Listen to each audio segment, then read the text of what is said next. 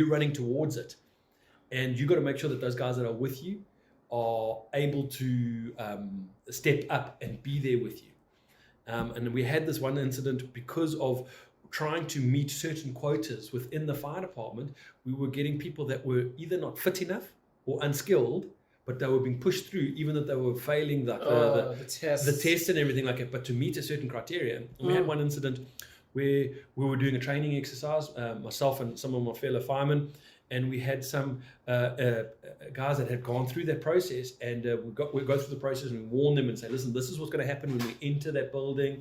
This is what's going to happen when we put the water onto a very hot plaster and things like that. It's going to make a popping sound, and there's all these kinds of things that happen and things like that. And we say to them, right, and so you don up in your full fire kit and you go in and say, and so then you'll have, and there was two of us each with a rookie, and where you have support and you're going in, and we applied that the scenario that happened, and then all of a sudden start crackling and making a noise and stuff like that, and those two rookies just bolted out, left us there in the building. Thankfully, we knew what it was, and it wasn't a dangerous situation.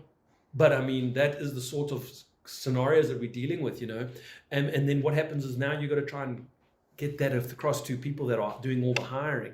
You've got to get to the process where you've got to just discuss, well, this is what we need to, not just to save people's lives, but to save our own lives, Yeah. And it was very frustrating from that perspective, because it's always a scenario of where that budget always gets cut first, the roads budget always, and can you see what the condition of the roads are? And the roads budget got more favor than the fire department budget.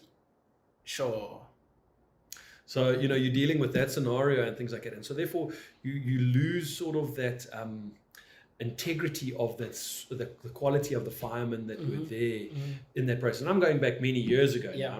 I don't know what it's like now. I haven't been in the fire department for over 20 years now, but I'm just talking about from my experience from there, and dealing with government where you've got people that don't understand. They haven't come up through the ranks, so they don't understand what the guy on the ground is dealing with, and then they're trying to deal with it from there.